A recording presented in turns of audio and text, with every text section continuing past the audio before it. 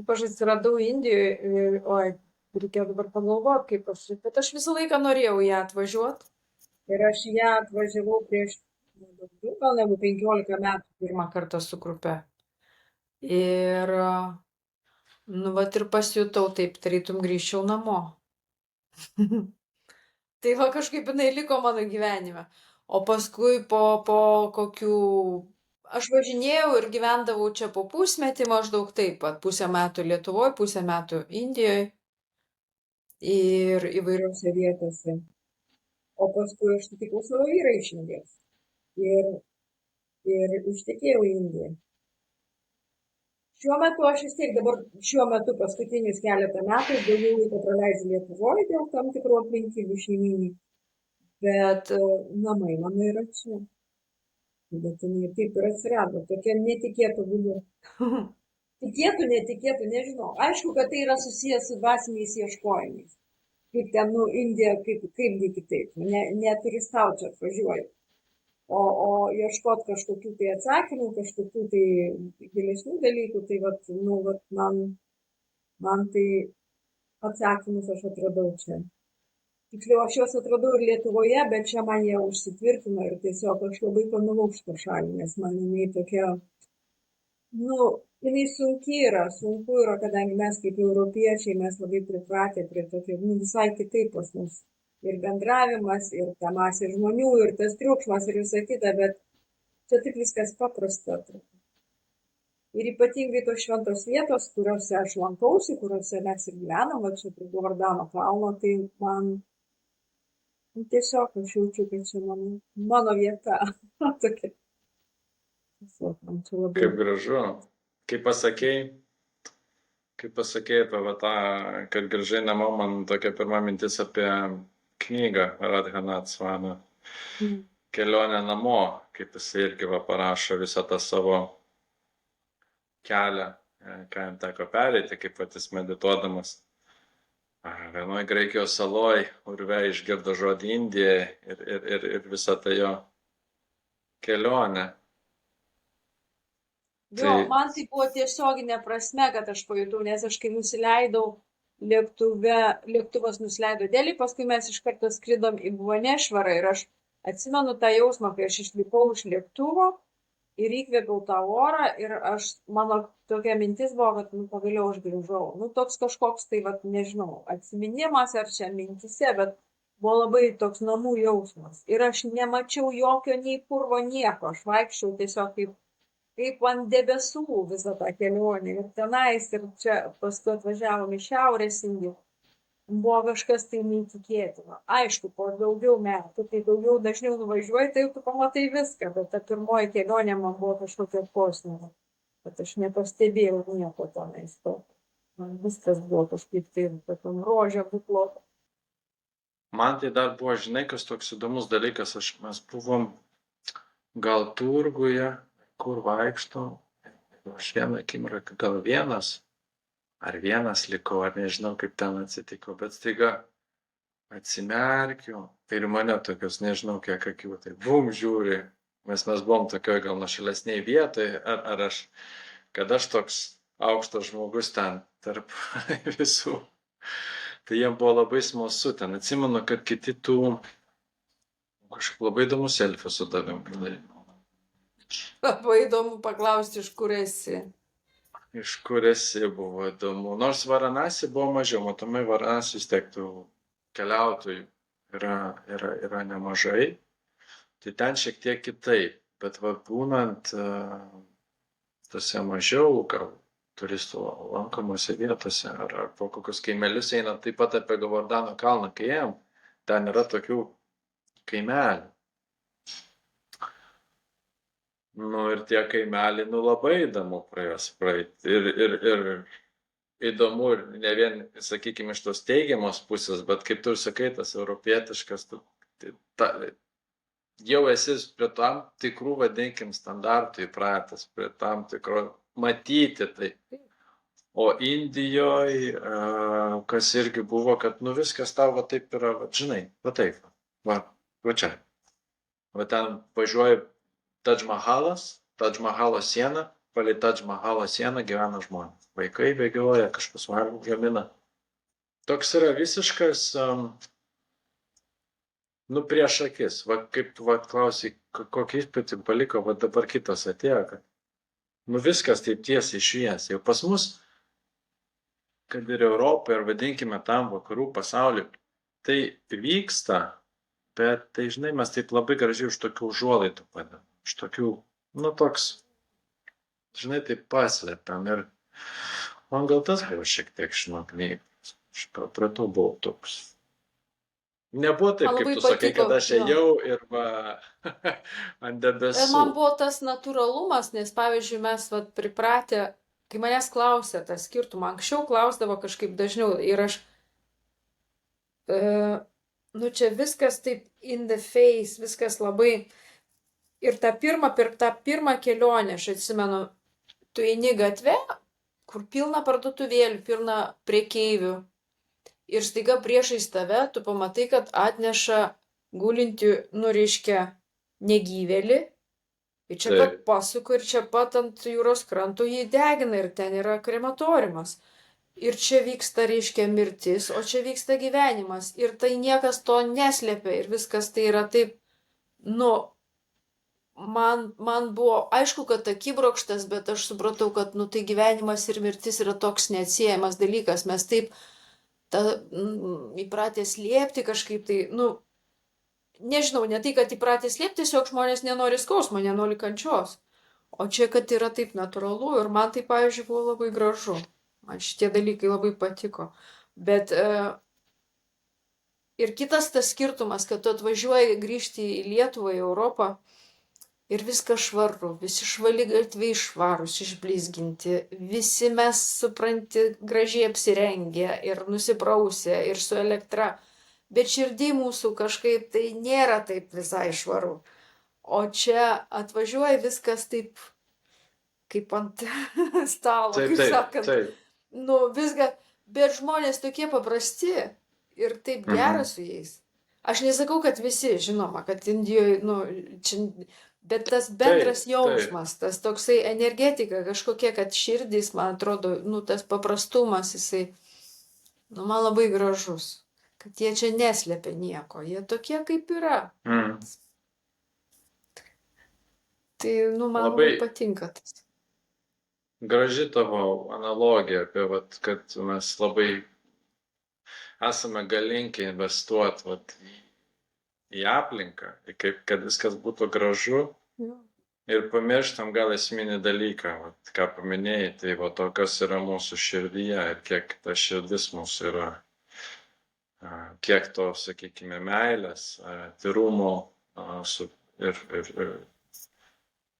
tų dalykų yra. Tas, ir tos karvės, ir tie gyvūnai, ir tas, ir mes, kai aš buvau, tai mes buvom apsistoję tokiuose, aš nelinkęs vadinti viešbučiais, mes kelias naktis tik apsistėjom, kur būtų, europietiško standarto viešbutis.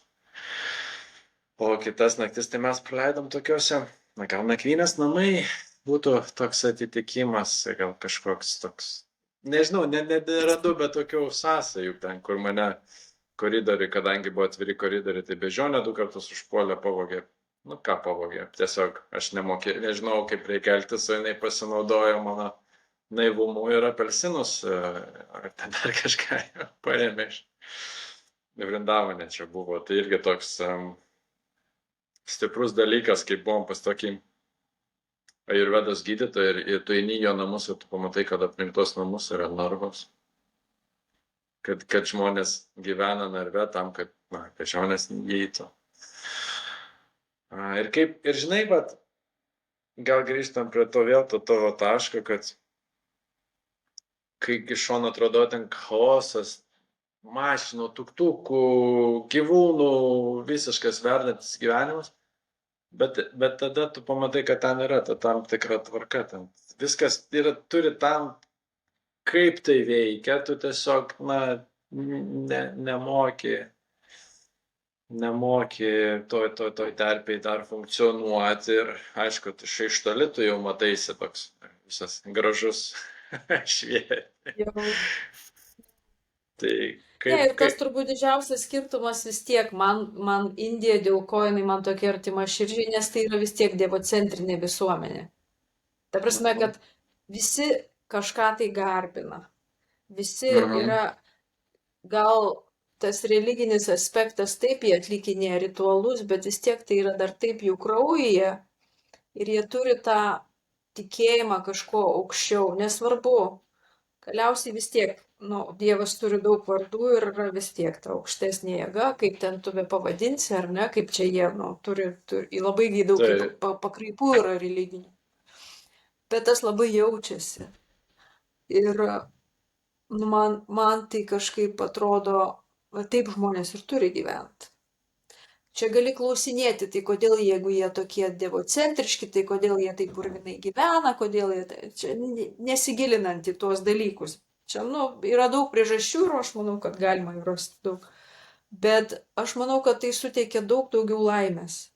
Va taip gyvenant, kad tai yra, daug daugiau laimingų žmonių, nes net ir tie žmonės, kurie gatvėse prašo išmaldos, jie kažkokie tai yra ne aukos pozicijai, nekaltinantis viso pasaulio. Jie tiesiog priima savo tokį likimą ir aš manau, kad būtent va tas, kad, jie turi tikėjimą.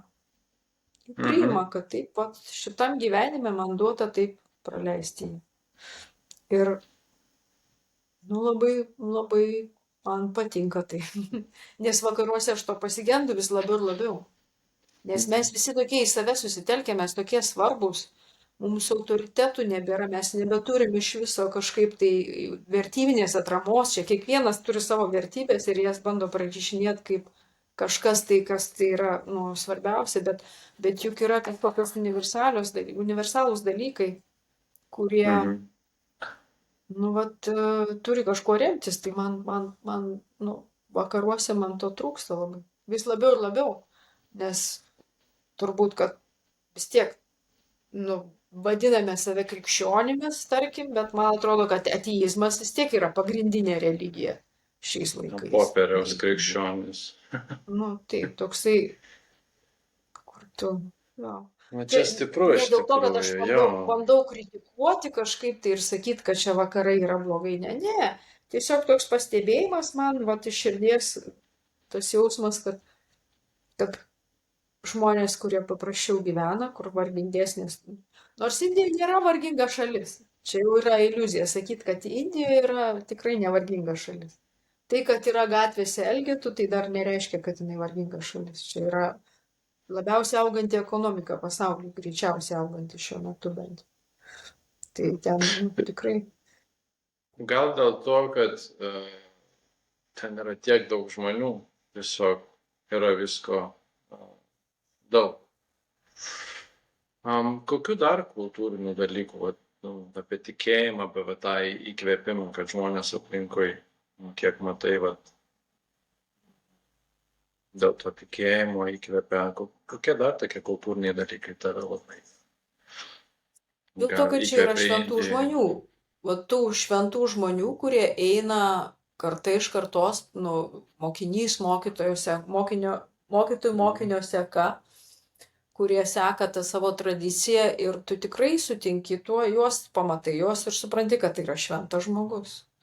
Ir tai nepaprastai įkvepiantis pavyzdys, nes tada tie visi dvasiniai ieškojimai parodo, kad tai nėra vien tik tai kažkokie teorinės žinios, kad taip gali būti tos žinios, reiškia žmonės, kurie tą praktikuoja ir kurie gyvena tuo.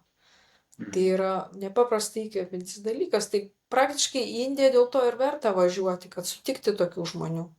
Nesakoma, kad tos žinios gali būti perdodamos tik gyvai.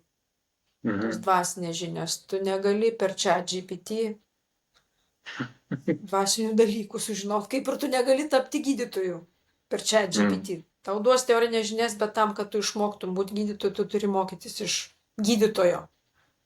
Tai dvasinės žinios taip pat turi būti perdodamos gyvai.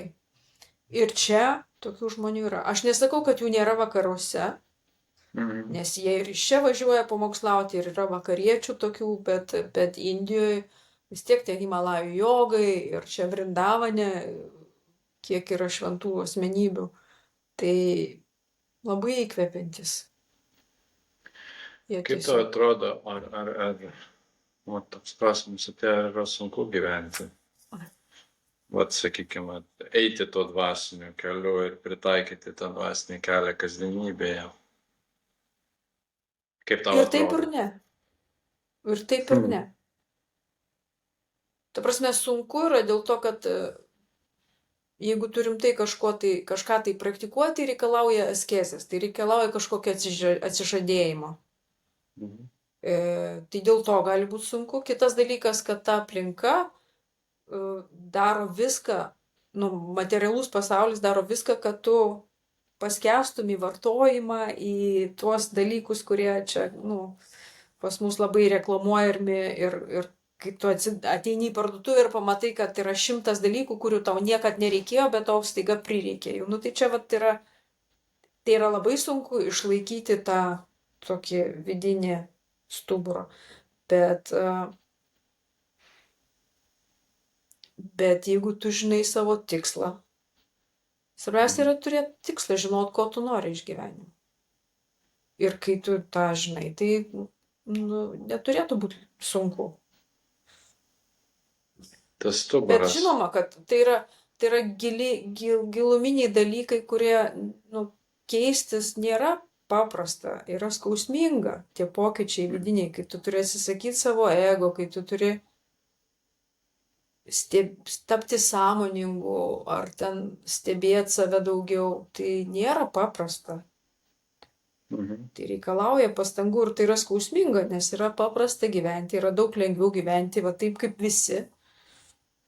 Ir nieko, nelabai susimastant, bet, tas žmogaus gyvenimas turbūt yra kitoks, ne toks kaip gyvūno, kaip šuniuko ar kačiuko, mes turim kitokią sąmonę, tai jinai tam ir skirta, kad mes kažkaip tai eitume Dievo link kažkokių aukštesnių dalykų. Ir taip gali sakyti, kad mes taptume geresni, kad mes ten, bet, taip, ir gal, kad taptume geresni, jo. Kaip į tavo gyvenimą atėjo dvasingumas? Atsimeni, kada tai buvo knyga, ar tai buvo kažkoks gal artimas, ar tiesiog draugas, ar kažkokius kursus nuėjai mokymus, kažkas gal atvažiavo į Lietuvą, ar atsimeni tą pirmą sąlytį su... Aš atsimenu, kad aš nuo vaikystės meldžiausi, nors pas mus šeimoje niekas nesimeldė. Tai aš tą galiu paaiškinti tik tai, kad tai yra kažkokie praeitų gyvenimų atgarsiai. Kitaip negaliu paaiškinti, nes aš, nežinau kodėl, aš gulėdavau ir dėkodavau Dievui. Niekas man to nepasakojo, nesakė, ir aš atsimenu, kaip aš iš širdies iki ašarų, atsigulus už kažkokius įvykius dėkodavau Dievui. Tai taip, ir aišku, kad paskui, užpuolė gyvenimas, tu viską nori išbandyti, tu eini ir ieškai, iš principo tu ieškai meilės ir darai viską ten, ta prasme, ir žmonės, ir draugai, ir visus tos dalykus. Galiausiai aš supratau, kad tie ieškojimai prie nieko nepriveda, tik tai prie pagirių kitą dieną. Tokių ir dvasinių, ir fizinių, ir visokių. Ir supratau, kad reikia kažką, tai rimčiau ieškojau. Tai tas, kaip sakyti, tas interesas, tas mano žiūrėjimas giliau, tai buvo turbūt visą laiką nuo paauglystės. Bet rimčiau, aš nežinau, galbūt kažkokios paskaitos prasidėjo. Aš iš tikrųjų į Lietuvą atvažiavo mokytojai, pas vieną mokytoją, pas kitą aš buvau. Ten tokios įdomios dvasinės patirtis, apie kurias aš nelabai noriu pasakoti, nes jos tokios pakankamai intymios. Tai buvo iš tikrųjų tie dvasiniai mokytojai, taip vadinami, kur vėlgi aš labai greitai įėjau į tą meditaciją ir pamačiau matyti kažkokius dalykus, kur supratau, kad Ne, negali būti, kad tai tiesa, kad Dievo nėra, o yra tik tai absoliutas ir kažkokia tai, nu, reiškia, Taip. susiliejimas. Ne, negali tai būti. Ir tada aš ir su krikščionybė, tarp kitko, nu, ta prasme, ir krikščionybė, aš domėjausi, bet kažkaip pat į tą pusę nenuėjau. Nenuėjai. Čia aš nenoriu, vėlgi nenoriu aš čia labai konkretinti ir pasakoti, nes tai ne apie tai mes čia susirinkom pasišnekėti. Bet vat, kai paklausai, tai kažkaip neišvengiamai apie tai irgi Tiek, kiek gaunasi. papasakos, tiek, kiek jautiesi patogi, tikrai ne. Tiesiog įdomu, mes manau, tai labai po to gražiai susijungs tuo, ko tu užsiemi. Nes, man atrodo, tai eina koja koja. Ir va tas faktas, va, kad tu dėkodavai Dievui, tai yra labai, na, tikrai įdomu. Ir manau, tai irgi įtakojo, kad po to pas tave tie kiti dalykai. Jo. Tai visą tai Tiesiog, ir jo. veda. Jo, Ir ne, aš atsimenu vieną įvykį, kuris iš tikrųjų buvo turbūt kertinis dalykas. Tai aš važiavau į Egiptą ir lipau į Mozės kalną. Ir ten piligrimai, reiškia, mes užkylam ir ten pakyla saulė, aušra, ten, nu, tokia, nežinau, ten ritualo kaip ir nebuvo, bet nusileido žemyn. Yra tokia sena bažnyčia. Aš dabar pradedu pasakoti ir aš galvoju, kad ne, aš nenoriu dalintis tą istoriją. Gerai, viskas gerai, tokia, viskas jo, gerai. aš gal asmeniškai pasidalysiu, bet aš nenoriu. Čia ir pabaikim tada. Čia pabaikim, jo. Buvai ant Mozės kalno, nusileidai labai labai seną vietą ir kas tam atsitiko kažkas, atsitiko labai magiško ir gerai, judam toliau. Ne, ten nebuvo magiško, ten buvo tiesiog aš sugalvojau norą. Aš sugalvojau norą, nes tenais, jo. Ir tvarkoj. Nu, norai sako, kaip tos sėklos. Jeigu gerai pasėsi, jis užaugs ir... Wow, labai įdomu iš tikrųjų. Jo, tos dvasinės kelionės mūsų yra tikrai labai... Vėl grįžtam prie tos pačios knygos, kur minėjau, vat, Radhanat Swami irgi kelionė. Va. Na, tikrai kažkas pasakė, šoka. Įdomu, kiek iš mūsų būtų apsisukę, ar tai vidury kelionės, ar prieš tai, ar būnant, kai jo neįleido į Indiją, kai jis ten su pasu ir $1 paskutiniais džinsais.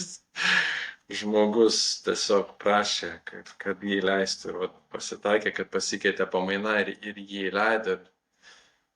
Ir tas vidinis troškimas, iš tikrųjų manau, kad, kaip tu sakai, šventų žmonių yra tikrai, jų nėra tiek daug, bet jeigu jau teko laimę prie vieno pabūti, netgi ta energija, jie atrodo nuneš tave ir tą visą vidų ir atrodo, kai net žiūri, kad mato kiaurai. Tai yra labai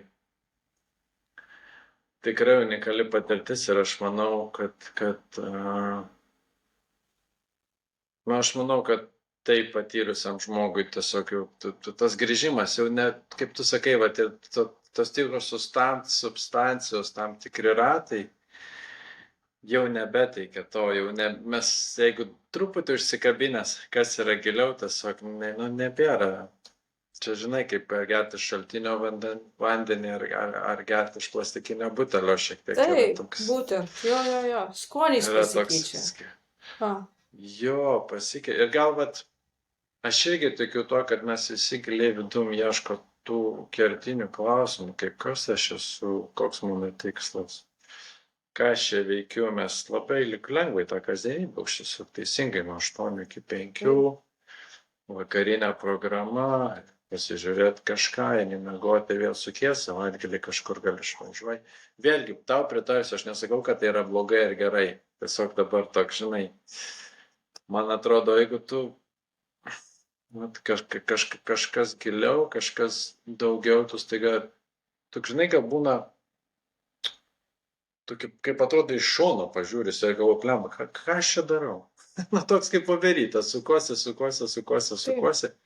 ir to nėra gilesnio, gal net pasitenkinimo, tų tokių stiprių gyvenimiškų jausmų. Tai Taip, tikrai nes tau tas pasitenkinimas tu paantrinsiu. gauni, jisai materialus, jisai vis tiek yra kančia ir yra neišvengiama. O žmogus tai tiesiog nori būti laimingas. Ir ta laimė, žinoma, nu, tai gali būti laimingas ir išgėręs ten butelaitį Gali, vyno, gali.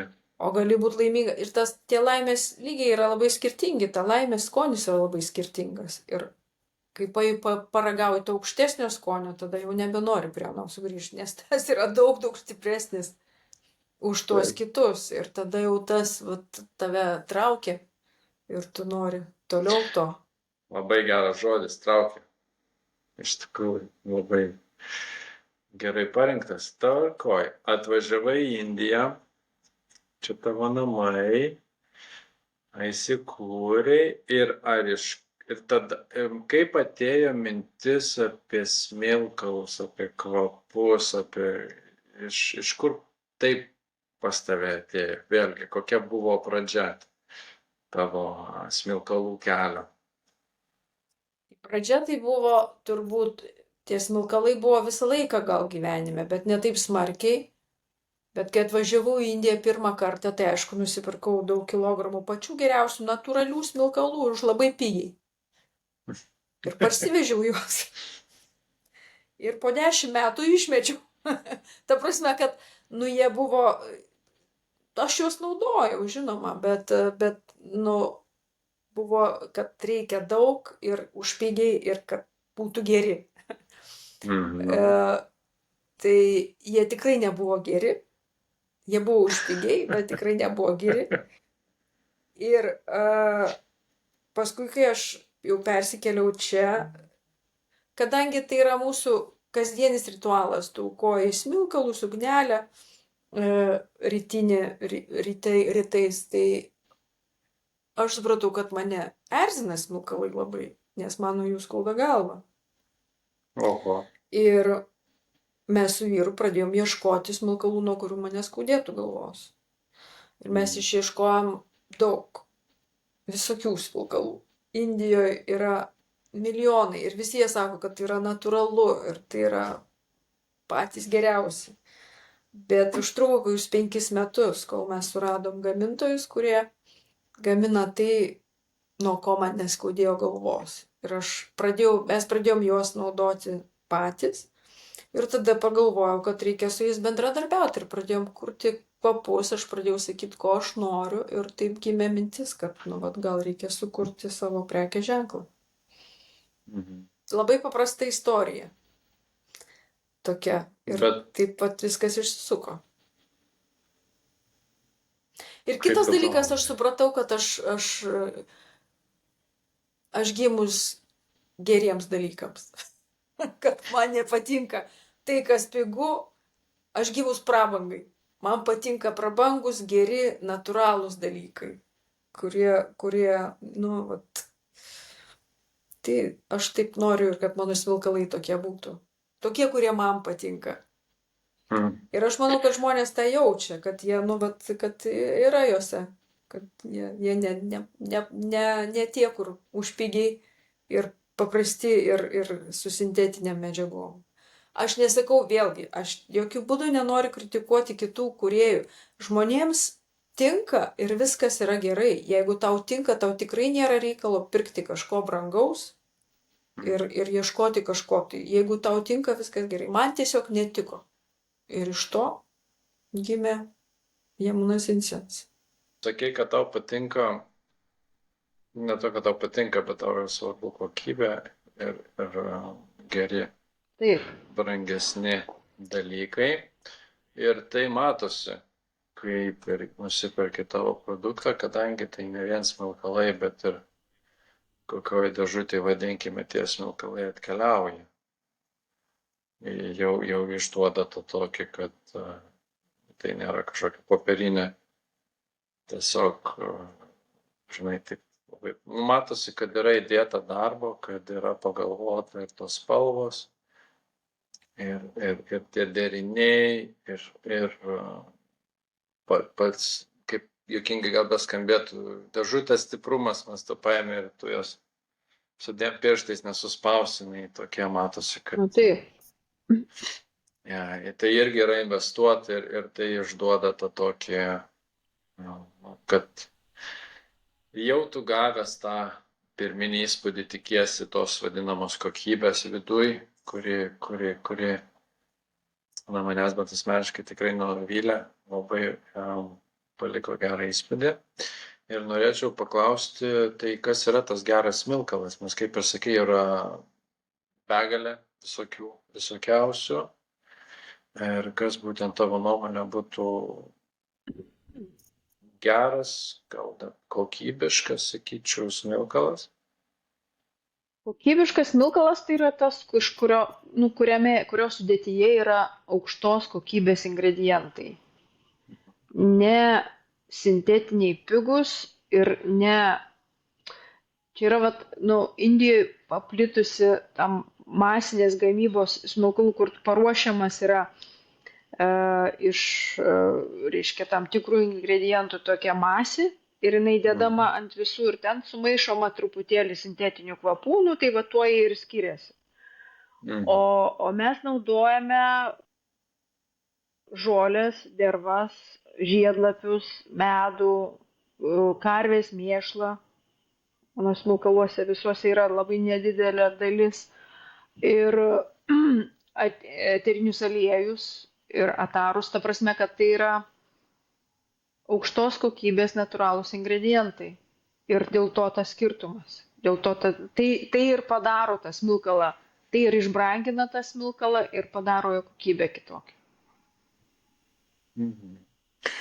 O kaip ta pati masė yra gaunama? Viskas yra džiovinama ir po to kažkiek su vandeniu. Džioviname maišą. Molis yra minkomas. Tokia kaip tešla tokia gauna. Kaip tešla. Ir kitas dalykas, tai man labai patinka dalykai, kurie yra gaminami rankomis.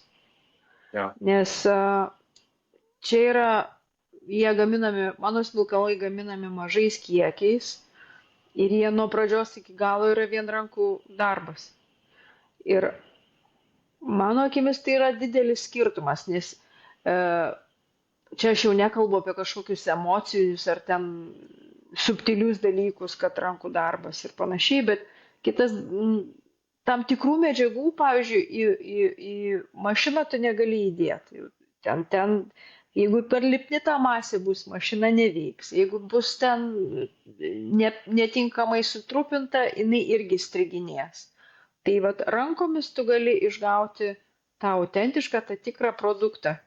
Ir pavyzdžiui, va dabar, aš atsivežiau, labai norėjau mėginti, ir pamėginom ir padarėm eglių sakų, smilkalus eglių sakais. Čia aš pirmą kartą išduodu šitą. Tai yra nepaprastai sudėtinga medžiaga, nes aš negalvojau, kad su ja bus taip sudėtinga dirbti. Jinai labai lipni, jinai degi, bet jinai labai greitai gęsta ir ten reikia labai atitaikyti kiekius, kad jinai veiktų su kitom medžiagom. Ir pavyzdžiui, su mašina, tai turėjau labai tada, nebent jau visiškai minim, kokį porą procentų tų eglių sakų, kad mašina galėtų ją susukti. O su rankomis tokius dalykus gali padaryti.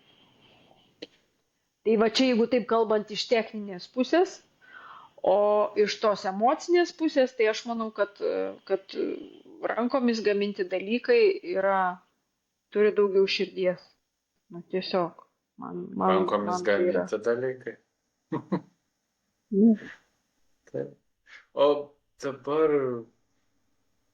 kaip visiškai gal labai elementarus ir aiškus klausimas, bet kas smilkas, jisai smilksta ir kas padaro, kad jisai smilksta, o ne, nežinau, kaip degtukas ir ar kažkiek ten yra tos drėgmės likusios, ar ta lazdelė, ar tiesiog labai ne, tai visos medžiagos kartu. Čia visos medžiagos ir yra ta paslaptis, ta amato paslaptis, kaip padaryti. Taip, dėl to, kad pavyzdžiui, bet net ir su eglės sakais, jie tiesiog nesmilksta. Tu juos sumaišai, atrodo, kad viskas gerai, bet jie pasmilksta pusę minutės ir užgęsta. Tai čia neužtenka, kad tu ten, čia ir yra ta amato Čia paslaptis. ta paslaptis, taip, kad Taip. padaryt, kad Ta jis prasme, ką tu būtent... turi tenais įdėti, kaip tu tenais tuos ingredientus turi sukombinuoti pagal kokiais kiekiais, kad jisai smilktų ir kad tas kvapas jisai va taip, nu, Kaip sklistų, kad tai įdomu. nebūtų vien, nes aišku, kad reikalinga anglis, mes naudojame kokoso anglį, kur yra mažiau toksiška daug.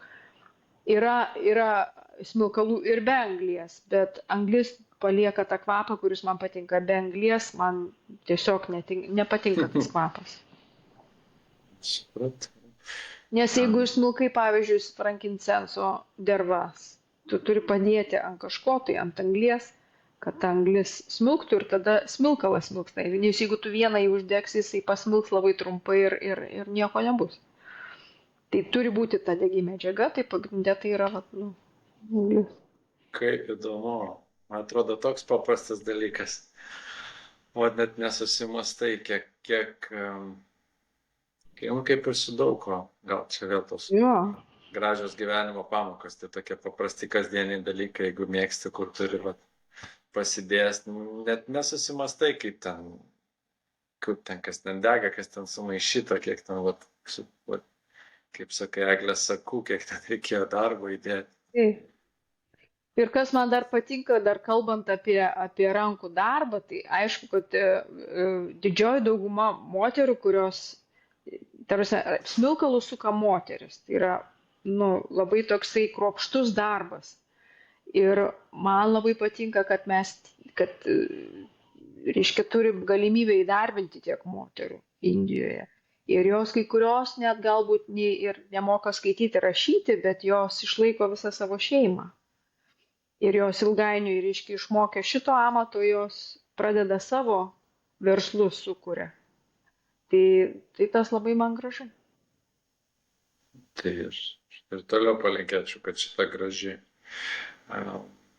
kad taip tęstųsi, nes tikrai labai vėlgi net nesusimastai, kad žmogus gaminantis smilkalus išlaiko visą šeimą. Čia kaip Maltoje irgi yra žmonių atvykusių iš kitų šalių, iš kitų kontinentų ir jie, kad vėl pavyzdys, vieną tokį pažįstus yra iš Ganos ir jisai išlaiko savo šeimą ir jo šeima Ganai. Tai yra didelė, ne taip kaip mes ten, sakykime, matėtis, gal seneliai, o ten yra jau toks didelis puodas ir visi mano, kad jisai gyvena Europoje ir jis yra labai turi daug pinigų ir labai turtingas.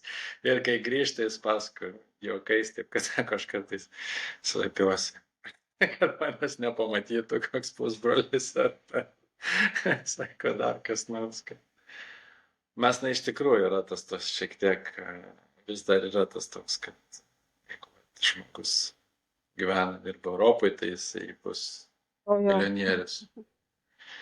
Kas man buvo Indijai, beje, labai irgi įdomu su tuo, gal sakykime, šiek tiek ir netikėtumas, mes apie tai yra kalbama, apie tai girdi, bet yra visai kas kita, kai pats susiduri, tai mes vėl buvom, aš neatsimenu, kur mes tiesą pasakius buvom, gal vėl kažkokiam turgui ir gatviai kažkokioj pasimetę blaškį.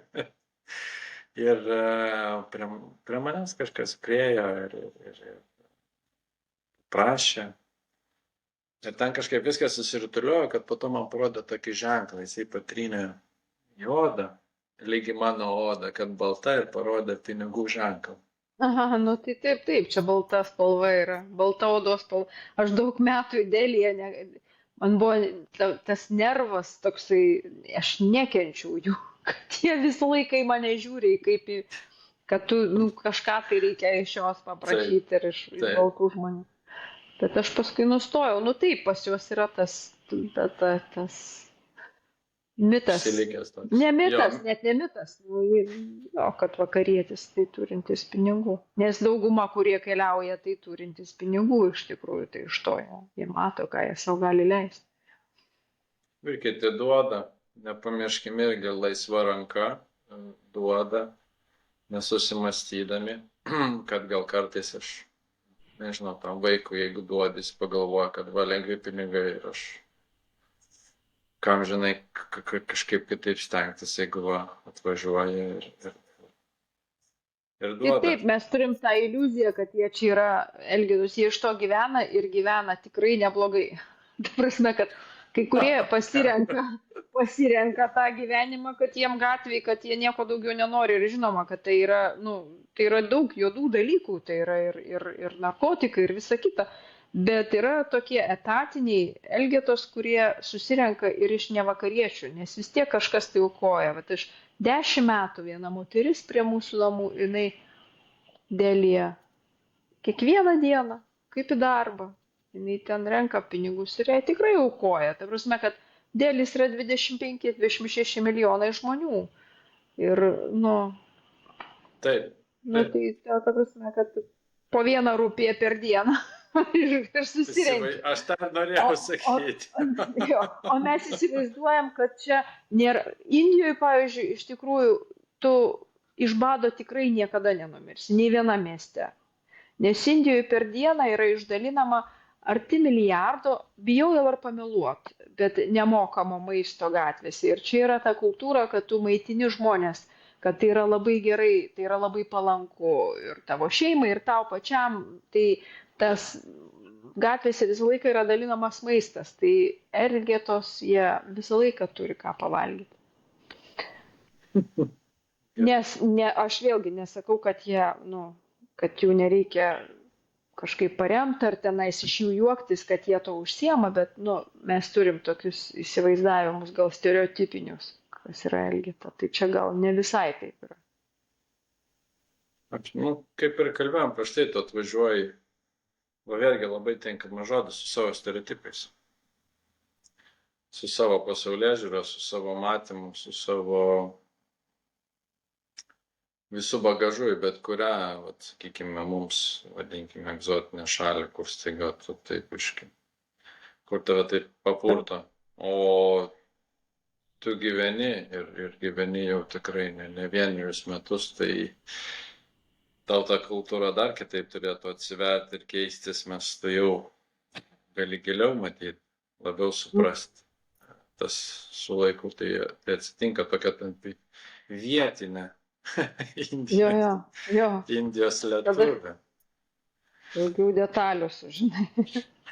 O beje, ar kokią kalbą, ar teko mokintis šiek tiek, Aš hindi šiek tiek mokiausi, paskui nustojau, tai šiaip angliškai aš susišneku visur, o tokių jau pagrindais, tai hindi aš žinau šiek tiek. Pakanka, kad susišnekėčiau gatvėje. Nu. Ai, nu tai tada jau neblogai. Susišnekėti. Aišku, aš norėčiau daugiau mokėti, bet ir aš manau, kad aš tą padarysiu, bet kai tiesiog reikia tam laiko ir energijos daugiau ir daugiau laiko čia praleisti, nes praleidžiant Lietuvoje yra sudėtinga, reikia čia būti. Taip, į tą pasinerti visą tą, kad kalba aplinkui, kad ir praktikuotis. Jo, kalba turi gyventi. Jeigu kalba nenaudoji, jinai tau labai greit užsimiršta. O dabar dėl tų smilkalėlių, ar Indijai irgi kažkiek prekiauja, ar pas tave yra tarptautinė prekyba, tu nusipirkti to negali? Tarptautinė prekyba, tai yra, jie siunčiami yra iš Lietuvos. Indijoje aš neturiu elektroninės parduotuvės, ne, tik tai Lietuvoje, bet yra siunčiama iš Lietuvos, jo. Tai yra po visą pasaulį, ta prasme, kad tai yra, tai tiesiog bazė yra Lietuva, nes iš Lietuvos siųsti yra paprasčiau į Europą ypatingai. Kada neprisideda muitai ir, nu. Supratau. Kur semiesi įkvėpimo kvapams? iš kur būna,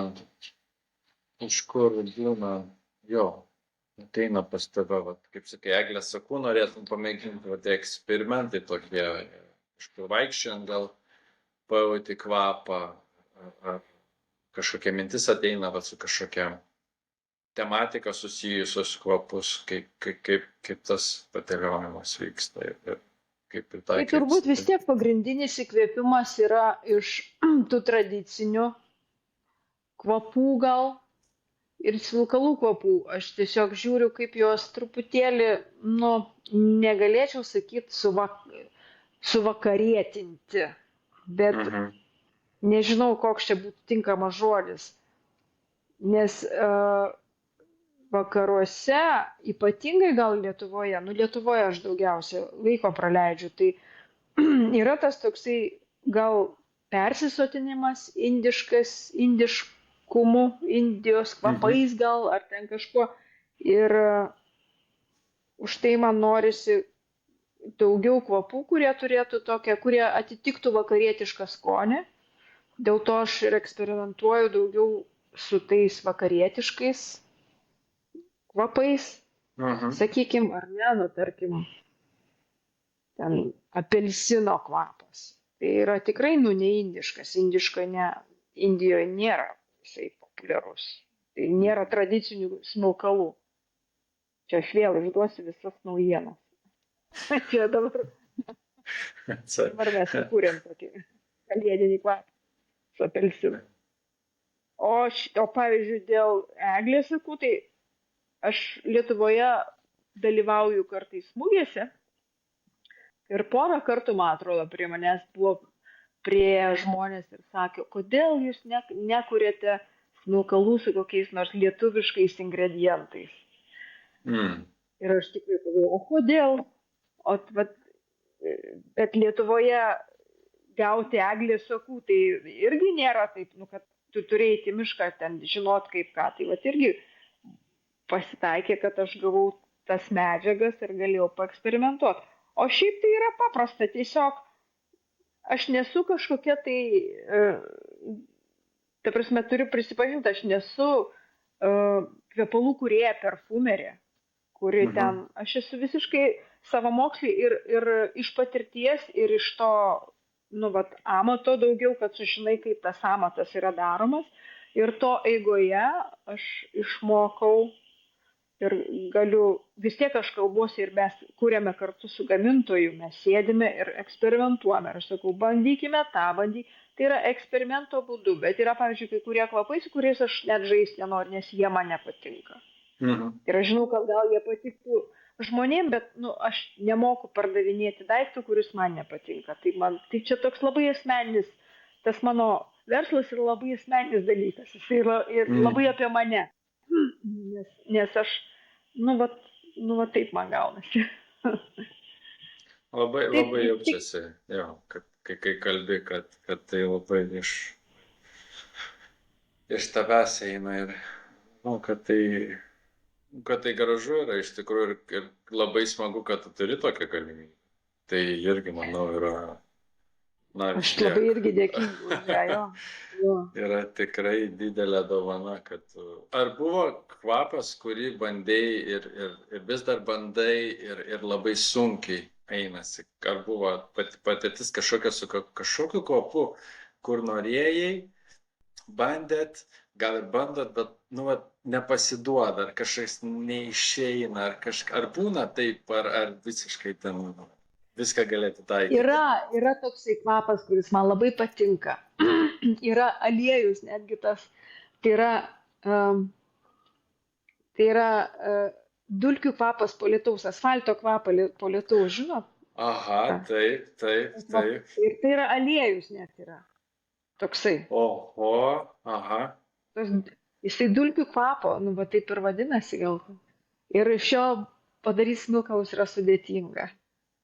Nu, ta prasme, kad negali jo vieno, bet jisai nesigauna. Bet kaip jo yra tas švaros toks kvapas. Toksai, nu, va, yra specifinis jis labai. Jis toksai, pilkšvos spalvos kvapas, aš jeigu taip spalvom galėtum įvardinti, toksai dulkių kvapas po Mm. lietaus, asfalto kvapas po lietaus. Tai aš labai norėčiau tokių smilkalų, bet yra sudėtinga. Čia su jais reikia labai padirbėti, nu, man kol kas nesigavo. Vieną dieną linkiu, kad, kad pavyktų. Bet Nes yra labai tikrai daug skamba kitų kvapų, labai kurie įdomu. gavosi. Yra labai daug kitų fainų kvapų, tai nereikia prisirišti prie čia to. Yra krūva kitų gražių Mm. kvapų, kurie gaunasi ir kažkaip nereikia čia išradinėti, kaip sakant, dviračio. Aš kartais galvoju. Nu, aš tiesiog dėl tokio būtų įdomu. su smilkalais Būtų tą įdomu, padaryti. iš tikrųjų. Nu, va čia tas nuotykis, kaip būna, Jo, kad kai kažką jo. darai, norisi tokio, gal net savo iššūkio, šiek tiek. O dabar dar kitas dalykas, mes sakėt, kad, na, yra tie standartiniai smilkalai, tai aš vėl įsivaizduočiau, kad yra kažkokia bazė ir tu su ta bazė po to prie jos kažką prijungi ir iš aš taip įsivaizduočiau, kad būtų kažkokia, ant kažkokios bazės augini tą, na, ten ar eglės sakų kvapą, ar dar kažkokią apelsino kvapą, ar mandarino, ar kriaušės, ar, na, koks tik ateina. Tai Nu, ne kažkaip visai taip. Mhm. Ne visai taip, nes bazėje, pavyzdžiui, eglės sakai gali būti jau bazėje. Jau jinai į bazę įeina. Ta prasme, tos bazės tada yra labai mažai, kurie jau tie jau pagamintojai, jau eglės sakai yra didžioji dalis tos. O eteriniai aliejai, kurie dedami, tik, pavyzdžiui, aš labai mėgstu, mes ne vienus smilkalus darom taip, kad įdedi į bazę, bet dar ant viršaus yra dedamas, ant viršaus ant jau susukto smilkalo dedamas aliejus.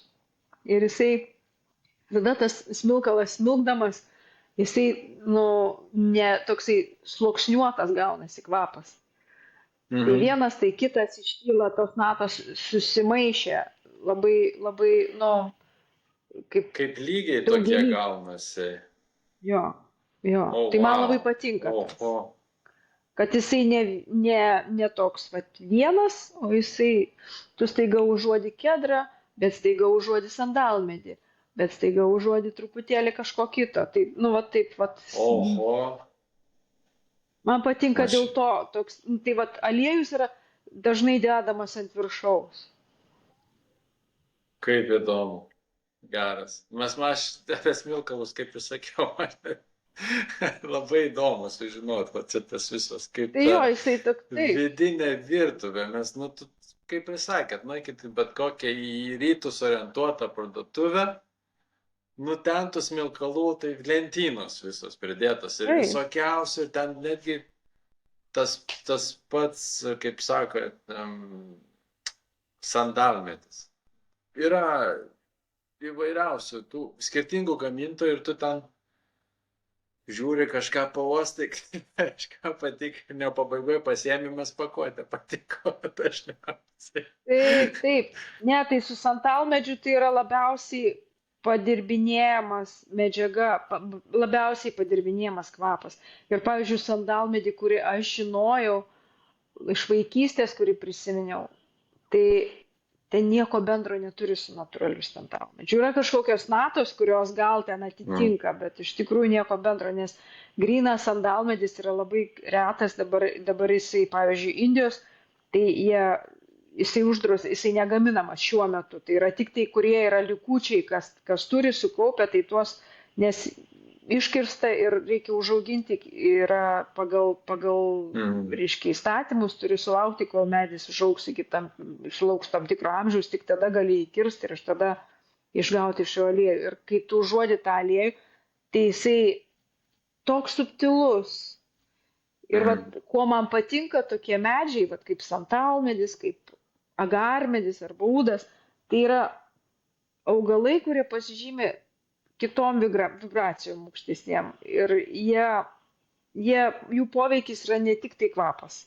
Jie veikia kažkokiam kitam subtiliam lygmenį, kur tu nelabai supranti, kas su tavim vyksta. Dėl to jie naudojami meditacijai, nes jie tiesiog padeda padeda palaikyti tavo sąmonę tam tikroj būsenoj, susikoncentruoti labiau, nes tai yra tiesiog substancija, kuri yra, nu, va, tiesiog už tai jie tokie vertingi yra. Dėl ko budistų vienuoliai taip mėgsta agarmedį ir Japonijoje yra smilkoma šventyklose ir gaminami smilkalai, tas pats su sandalmedžiu. Tai yra ypatingos medžiagos, ypatinga mediena. Tas pats ir su Palo Santo, tarkim, jeigu jisai Palo Santo galbūt netoks, nu, vėlgi, sakyti vienas aukščiau, kitas žemiau negali, bet pagal kainą galbūt gali spėti, kad, nu, tarkim, Palo Santo yra pigesnė mediena negu sandalmedis ar agarmedis. Tai, nu, jų tos savybės kitokios, bet vis tiek tai yra tas, nu, subtilus poveikis tokių medžiagų yra ne tik tai pagal kvapą, tu negali jo vertinti vien pagal kvapą. Taip. Tai va, man patinka, nu, ta prasme, man patinka tokios medžiagos ir va dabar santalmedžio, kur mano vieni smilkalai yra, kur mes iš viso, grinai, visas pagrindas yra santalmedžio, mediena pati, nu, dulkės santalmedžio, tik tai sulipdytos ir uždėtas santalmedžio aliejus. Jisai nepaprastai subtilus, jisai tas kvapas, nu, tikrai, čia yra visiškiem gurmanam, ten neužuosi tu jo, bet jisai, kai uostai, kai jisai smilksta, nu, va, ta vidinė švaros pojūtis, jisai labai jaučiasi. Ir netgi jeigu nesijaučia, jeigu tu jo nejauti, tai nereiškia, kad jo nėra, kad jisai neveikia. Taip. Labai įdomus dalykas. Smilkalų gurmanai. Va, irgi net nebuvau galvojęs. O tokių yra daug. Ir daugėja. Jo. Bet kaip tai yra iš tikrųjų irgi gražu. Jo. Nors man asmeniškai smilkalai patinka. Man patinka ir sandalmedį va turim, bet mes turim tą jau medžio gabaliuką. Nežinau, gal ten ne sandalmedis tada, bet aš tikiuosi, kad sandalmedis. Nu, tai prabangu yra smilkyti sandalmedžio medžio gabaliuką. Palo Santo būna gabaliukai medienos. O gal tada ten tas, nu, tada patikrinsiu. Su jums pasišnekėjau, šiek tiek žinių įgavau, dabar galiu patikrinti. O kiek, tiesiog įdomu, aš mačiau vieną video jūsų kanale, kaip gaminamas tas smilkalas, kaip ten 1-2 ir kita. Tai kiek per dieną padaro tų smilkalų? Tos moteriškės, mes ten... Jos ten jau yra, aš dabar bijau pameluot. Bet, nu, kokį po 20 kilogramų gali padaryti, aš manau. Vieną dieną. 20 kilogramų. Čia yra, nu, toks čia jau smarkiai dirba. Ne, niekas jų neišnaudoja, jos gali padaryti, jeigu reikia. Bet kad kokybiškai ir ką, nu, tai aš manyčiau, kad per dieną kokius po 5. Bet šiaip tai galima ir daugiau. Galima ir daug. Ir 5 čia nemažai su tokiais, kaip pagalvojus. Nemažai, jo. Smilkaliukas, kiek jis sveria? 2, 3 gramus. Apie gramą 2. Jo. Oho. Savo, čia tai rankos. Ir įdirbė. Net 20 aš pamelavau, iš tikrųjų 20 nepadarys 20 kilogramų. Nu. Labai. Nes, ne, biškį daugoka, truputėlį daugoka, aš persistengiau, tiek nepadarysiu. O jūs pati būnat, kad prisidedat prie gamybos, ar kažkiek bandžius esat, ar visą tą? Nu, čia jau reikia sėdėti ir tą, nu, ta prasme, aš tik tai žiūriu. Gamyba mūsų yra tik tai pilstymas ir uostymas. O jau paskui... Ne, tai išmokti tikrai nesunku yra, bet reikia daryti. Jo.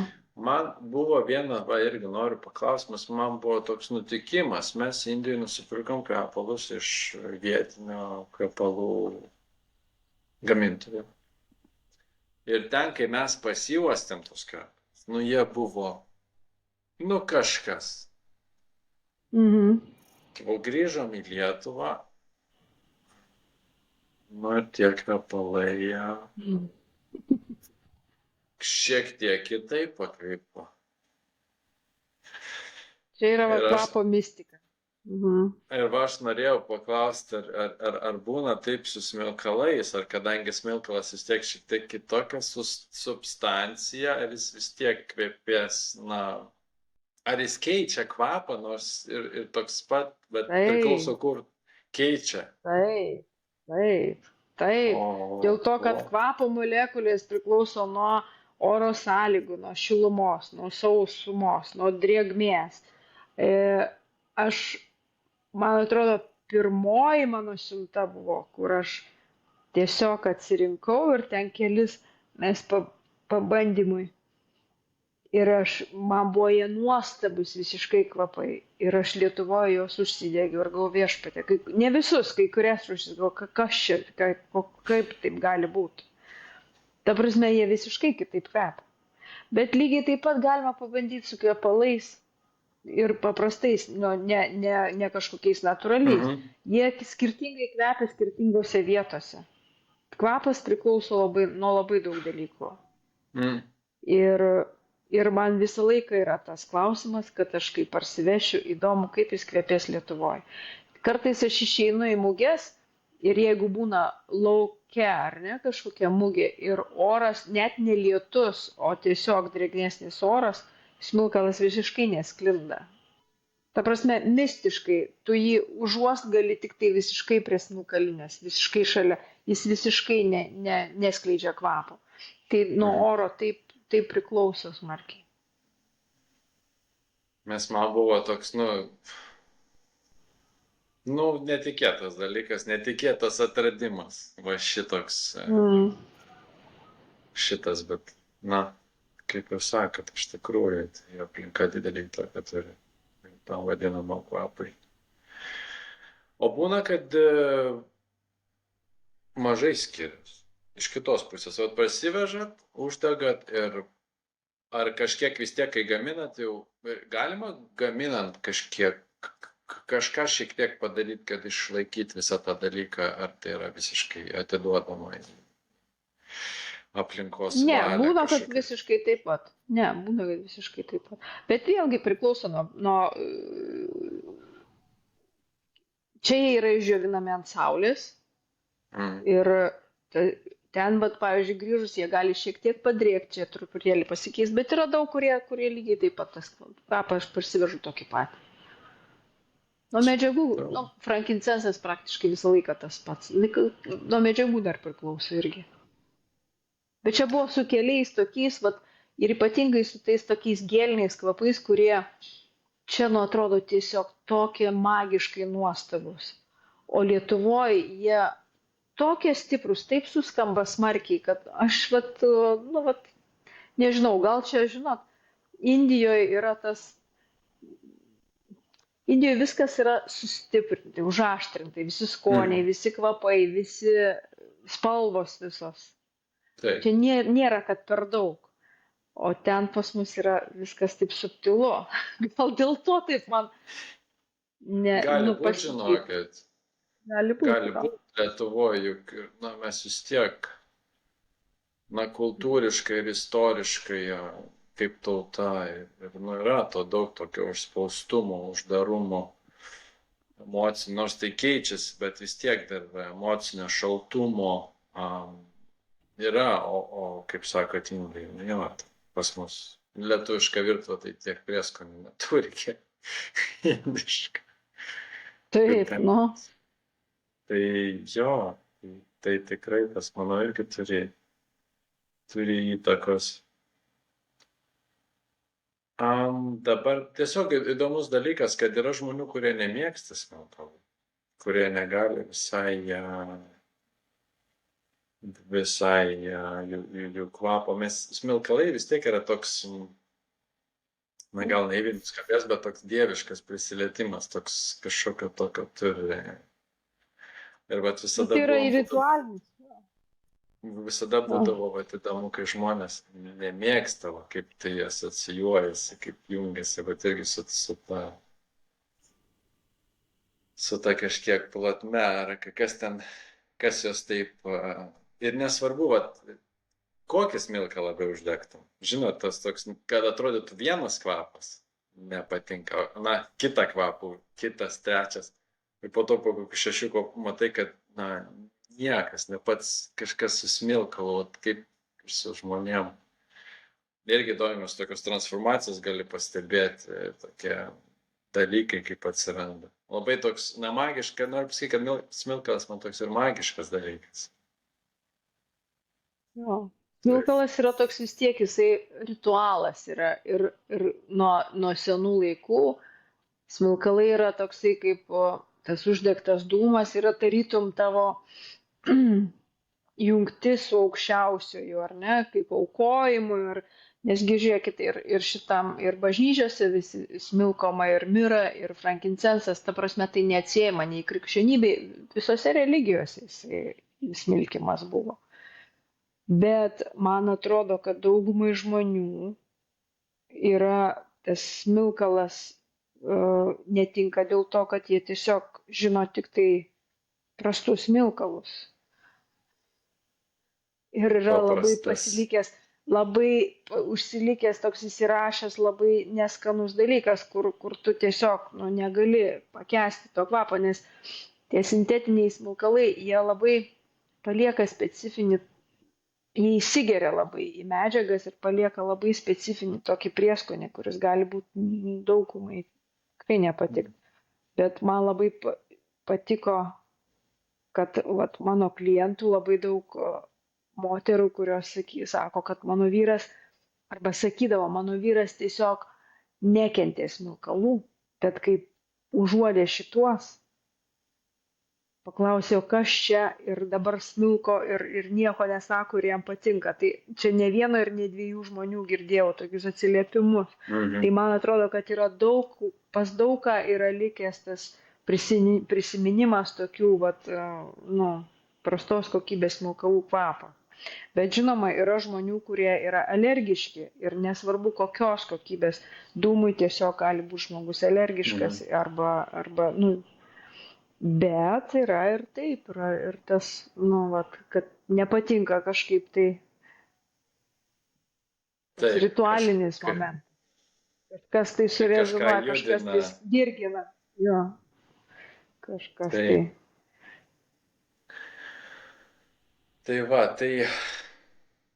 ką, ačiū labai, tikrai daugiau netrukdysiu mes. Tikrai labai, labai ačiū už laiką ir už žinias. Mes aš jau dabar kiek pašnekėjom jau apie smilkalus, aš labai smagu šiek tiek tokį paviršių prakrapščiau, tai labai, tikrai buvo labai įdomu ir labai susipažinti šiek tiek su ta virtuve ir norėčiau palinkėti, kad toliau pas jūs ateitų tie kvapai, kad ateitų kvapai ir baltiški kvapai ateitų nauji, kad ir toliau tuom užsiimtumėt, kurdama gerą ir žmonėm patinkančią bei naudingą prekę. Kad taip ir būtų.